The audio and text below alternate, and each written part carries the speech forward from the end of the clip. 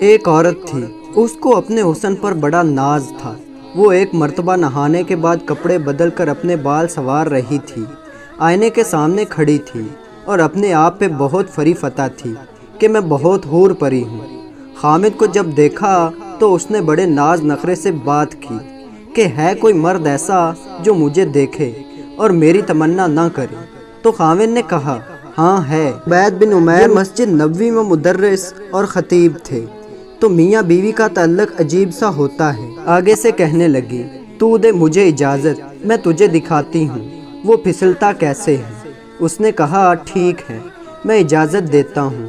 عورت کو اجازت مل گئی اور وہ نکلی، پھر مسجد کے دروازے پر آ کر کھڑی ہو گئی۔ اب جب مولانا عبید بن عمیر رحمۃ اللہ مسجد نبوی صلی اللہ علیہ وآلہ وسلم سے باہر نکلے تو عورت نے پہلے اس طریقے سے بات کہی جیسے کوئی مسئلہ پوچھنے کے لیے کھڑی ہو، تو مولانا کھڑے ہو گئے۔ اس دوران اس نے اپنے چہرے سے نقاب کو ہٹا دیا۔ اس کا خیال یہ تھا کہ جب وہ میرے حسن و جمال کو دیکھیں گے تو فری فتح ہو جائیں گے۔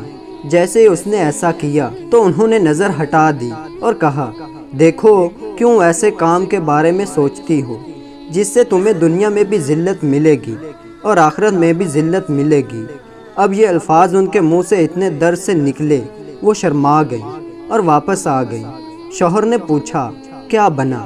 وہ کہنے لگی کیا مرد ہی نیک ہوتے ہیں، عورتیں نہیں نیک ہو سکتی؟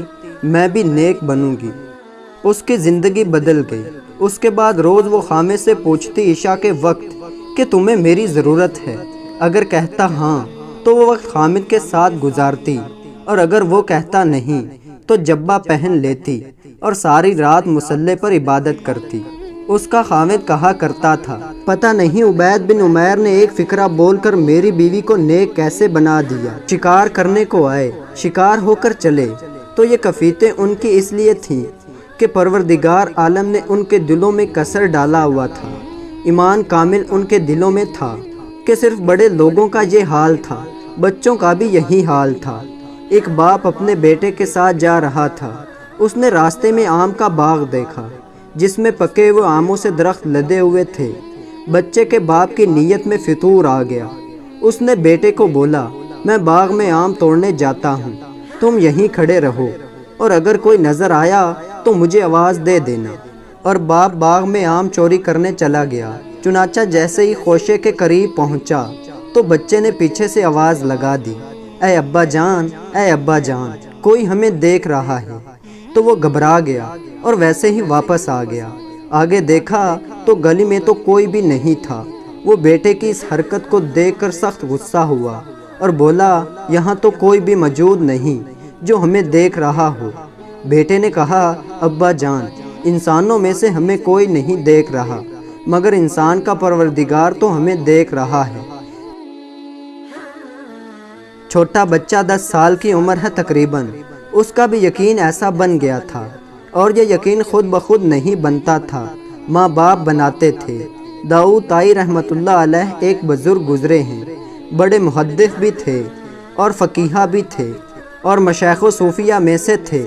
امام اعظم ابو حنیفہ رحمۃ اللہ علیہ کے ہاں جو خاص شاگرد تھے نا 40، جو فتویٰ لکھنے میں اور مشورہ دینے میں کام آتے تھے، جو مجلس مشاورت تھی، یہ اس میں سے ایک تھے۔ بہت تقویٰ کے پہاڑ تھے۔ وہ اپنے بارے میں خود بتلاتے ہیں کہ میری عمر 5 سال کی تھی تو میرے ماموں گھر آئے اور کہنے لگے کہ داؤد اللہ کو یاد کر لیا کرو۔ میں نے کہا کیسے یاد کروں؟ ماموں کہنے لگے جب تم سونے لگو نا بستر پہ تو اس وقت تم یہ کہہ لیا کرو کہ اللہ میرے ساتھ ہے، اللہ مجھے دیکھتا ہے، بس یہ کہہ دیا کرو، پھر سو جایا کرو۔